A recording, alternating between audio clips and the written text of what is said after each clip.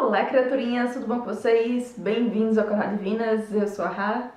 Se essa é a sua primeira vez aqui no canal, muito prazer, seja muito bem-vindo ou bem-vinda, tá certo? E hoje é segunda-feira, então é dia de falar de livro, porque segunda-feira é o dia de literatura aqui do canal, tá certo? E hoje eu vou conversar com vocês sobre The Camelot Betrayal, tá? Esse bebezinho lindo aqui. Que é o segundo volume da série Camelot Rising. A continuação direta de The Guinevere Deception, tá certo? Ou A Farsa de Guinevere, que é o título dele aí no Brasil, que ele foi publicado ano passado, se eu não me engano, no Brasil, pela editora Plataforma 21, e é o que tudo indica, no final desse ano, The Camelot Betrayal vai ser por aí, provavelmente vai ser traduzido para A Traição de Camelot, seguindo, já que eles traduziram The Deception of Guinevere ao pé da letra, para A Farsa de Guinevere, então eu prevejo que seja A Traição de Camelot o título é no Brasil. Mas então, como esse livro é uma continuação, eu já adianto a vocês que temos pequenos spoilers de A Farsa de Guinevere, tá certo? Read ahead, spoil all the surprises. Nesse vídeo, porque eu não posso falar do que acontece aqui sem falar do encerramento desse daqui. Então, se você ainda não leu A Farsa de Guinevere, vai assistir meu vídeo de resenha de A Farsa de Guinevere, vou deixar linkado aqui em cima e aqui embaixo pra vocês poderem ver, tá certo? Mas então, The Camelot Betrayal. The Camelot Betrayal começa alguns meses depois de A Farsa de Guinevere, tá certo? Poucos meses depois... Ui! E aí, poucos meses depois, toda Camelot e Guinevere estão se preparando para o inverno, ou seja, se passa na época do outono, esse livro. Então estão tendo as colheitas e tal, e Guinevere está tendo que lidar com tudo isso como rainha, preparar a cidade para o inverno, garantir que tenham grãos, que tenham comida para todo mundo durante o inverno, porque... Lembrando, é a história medieval, então nessa época você precisava ter todo esse preparo para o inverno. Mas além de suas tarefas como rainha, né, Guinevere também tem que lidar com a ameaça da Dark Queen, que voltou no final do primeiro livro, que vai ser a nossa grande vilã dessa trilogia, que tudo dá a entender. A traição de Mordred, que ela não conseguiu reconciliar direito os sentimentos dela com relação à traição de Mordred. Tem que lidar com toda a questão de Lancelot ser aceita como cavaleiro em Camelot. Tem que lidar com o relacionamento dela com Arthur, tem que lidar com toda a questão dela não saber quem ela é de verdade, o que ela é, de onde ela veio. Então toda a questão também de Merlin. E como se tudo isso fosse muito pouco, Guinevere, a irmã da verdadeira Guinevere, resolve fazer uma visita surpresa. Pois é, porque Guinevere tinha pouco problema na vida dela, né? A irmã da verdadeira Guinevere chega em Camelot e pode a qualquer momento acabar com a farsa dela. Esse é basicamente a sinopse desse livro, tá certo? Esse segundo livro tem um foco muito mais em estabelecer os personagens, estabelecer suas personalidades, seus passados e principalmente seus relacionamentos entre si, do que enfocar na história realmente, na vilã, coisa assim. Enquanto no primeiro livro a gente tinha um vilão realmente, uma aventura só, com começo, meio e fim.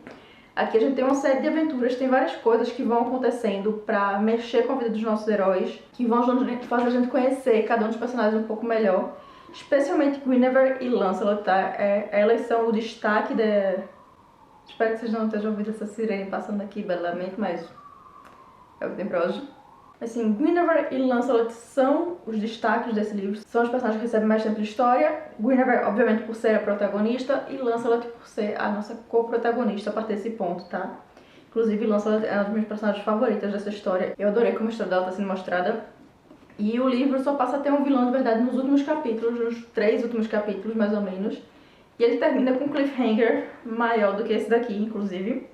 O cliffhanger desse aqui é gigante, eu não sei nem o que esperar no terceiro livro, que vai ser The Excalibur Curse, tá certo? Ou A Maldição da Excalibur, esse é o terceiro livro, que talvez saia esse ano, mas nada é certo porque o mundo está de pernas pro ar, né?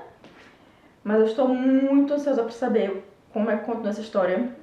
Eu gostei muito do caminho que a Christian White tomou com esse livro, de não focar realmente na resolução do problema principal de quem é Guinevere e da Dark Queen, mas sim em focar em construir seus personagens. Que nesse livro a gente foi muito mais apresentado, a gente conhecer de primeira, até porque metade dos personagens estavam sendo introduzidos ainda no final do livro, enquanto nesse daqui a gente passa a entender mais os personagens e as motivações, principalmente dos personagens secundários, como Lancelot, como Bragden, eu sempre esqueço o nome, como se pronuncia o nome dela, que é a camareira de Guinevere, como de Sir Tristan, boa parte das personagens secundários que começam a realmente receber um destaque, da gente entender um pouco melhor dele, inclusive o próprio Mordred também.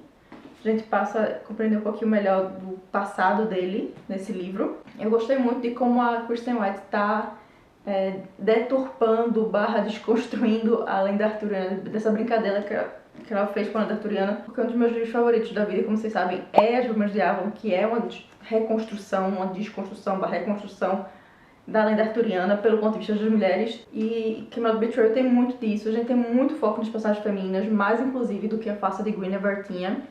A gente vê muito mais mulheres, a gente vê principalmente mais sobre como o papel da mulher funcionava na Idade Média, sobre qual era o poder que elas tinham e o que elas não tinham naquela época, que era mais não tinha do que tinha, né? Mas a gente vê tanto das mulheres nobres como Guinevere, como das mulheres que eram plebeias. Bem legal ver como Kristen White explora isso, tipo, mostrar o papel da mulher dentro da sociedade, e de um jeito assim, mais leve, mais interessante para o público infanto-juvenil, porque esse é um livro infanto-juvenil e young adult para pessoal de 15 a 18 anos, mais ou menos, a idade que eu daria. Apesar que quem tem 13 e tal ainda consegue ler de boas. Eu super recomendo, inclusive, para adolescentes, é uma leitura super legal para adolescentes. Tipo, dar esse e depois passa para As Brumas de Avon é uma ótima opção. É diferente de euzinha que lia As Brumas de Avon quando adolescente, está lendo esse depois de velha, né? Façam o caminho contrário. E uma coisa que eu gosto também é que dá pra ver na escrita da Kristen White que ela parou pra pesquisar como eram as coisas da Idade Média. Seja a cultura, seja o modo como as pessoas viviam e principalmente como era a indumentária naquela época, tá certo? Porque é uma coisa que me agonia muito em livros de história, em romances históricos, romances de época, coisa assim, é quando chega lá, tá fazendo a ambientação, aí fala das roupas dos personagens e são roupas que não tem nada a ver com o período, que não são roupas normais daquela época. E aqui tem várias cenas que se fala sobre a roupa de Guinevere, ou sobre a roupa de Arthur, ou sobre as armaduras dos cavaleiros, e são extremamente fiéis a como eram as armaduras naquela época, a como era a roupa, a indumentária. Eu gostei muito disso porque você vê que não foi uma coisa assim feita sem se pensar, rolou uma pesquisa para saber como era realmente a vida das pessoas naquela época. Eu gostei muito desse ponto do livro.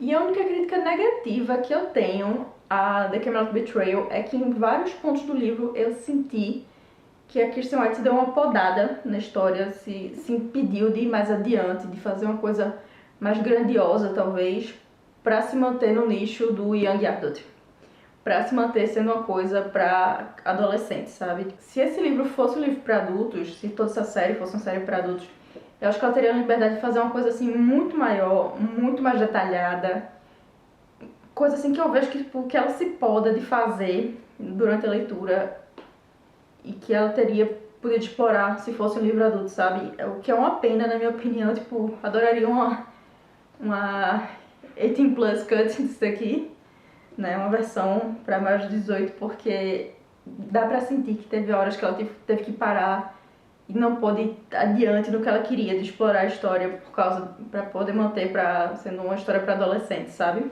Mas eu espero que um dia ela escreva livros para adultos, que eu super amaria ler uma história dela escrita para adultos. Mas é isso, criaturinhas, eu quero saber de vocês. Vocês já leram A Farsa de Guinevere? O que é que vocês acharam? Me contem embaixo, né? Espero que já tenham lido para não ter que pegar spoiler aqui nesse vídeo. E me digam se estão ansiosos por The Camelot Betrayal para chegar no Brasil, tá? Assim que eu tiver a informação da data correta que vai chegar, eu vou botar aqui na caixa de descrição do vídeo, tá? Vou atualizar vocês. E também vou divulgar nas minhas redes sociais, porque esse é um livro que, assim, merece ser divulgado. Porque, ai, amo demais essa série, gente, por favor. E dia 30 desse mês, tá certo? Que é um sábado, a gente vai ter uma live especial aqui no canal, minha com Mirelinha, pra debater a farsa de Guinevere pra vocês. Porque a gente resolveu que esse ano a gente vai fazer uma espécie de clube do livro, uma espécie de debates literários, todo mês, todo último sábado do mês, tá? A menos que seja feriado ou alguma coisa especial. Vai ter aqui no canal uma live minha com Mirella, com participação de outras mulheres, de autoras, de editoras, de gente que trabalha nesse meio literário para debater livros escritos por mulheres. E a gente vai começar com a farsa de Guinevere, tá?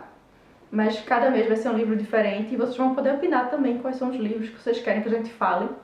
Então, anotem na agenda que dia 30 vai ter live aqui no canal pra gente falar explorar e comentar tudo sobre a farsa de Guinevere, tá certo? Me contem aqui nos comentários o que vocês esperam desse vídeo e quais outros livros vocês gostariam de ver a gente comentando, tá certo? Pode ser livro que a gente já tenha lido, livro que a gente ainda não leu, fala aqui nos comentários. E teve live esse final de semana passado da gente falando sobre Bridgerton, tá? A gente falou tudo do seriado, todos os spoilers, tudo a gente comentou, o que a gente espera para as próximas temporadas, o que a gente gostou, não gostou, tudo isso. Eu vou deixar linkado aqui na caixa de descrição também para quem perdeu poder assistir essa live, tá? Mas por hoje é só, eu falei o que tinha que falar em Camelot Betrayal, tá certo? Se você gostou, deixa aquele joinha aqui no vídeo que me ajudou pra caramba. Se puder compartilhar esse vídeo nas suas redes sociais, eu agradeço muito, tá certo? E se você ainda não é inscrito ou inscrita aqui no canal, se inscreve, por favor. Isso me ajuda pra caramba, porque eu tô tentando chegar aos 5 mil inscritos esse ano. Então, me ajuda a bater essa meta aí, tá? E me segue também nas redes sociais, que eu tô no Instagram, no Twitter e no TikTok. Tô no TikTok. Eu ia dizer Facebook, mas Facebook eu quase não uso. Mas no TikTok eu tô um pouquinho mais ativa. Então, me segue nas redes sociais. Todas elas estão linkadas aqui na caixa de descrição do vídeo também, tá certo? Eu fico por aqui e vejo vocês no próximo vídeo na quarta-feira pra falar sobre o figurino de Bridgerton, tá certo? A gente ainda vai ter mais assuntos sobre Bridgerton aqui no canal, porque vocês sabem que eu tive problemas com esse figurino porque ele não é historicamente bem feito, ele tem vários problemas quando se trata de reconstrução histórica. E como vocês pediram pra eu falar mais sobre isso, eu vou fazer um vídeo só sobre isso nessa quarta-feira, tá certo? Mas então, vejo vocês quarta-feira. Tchau!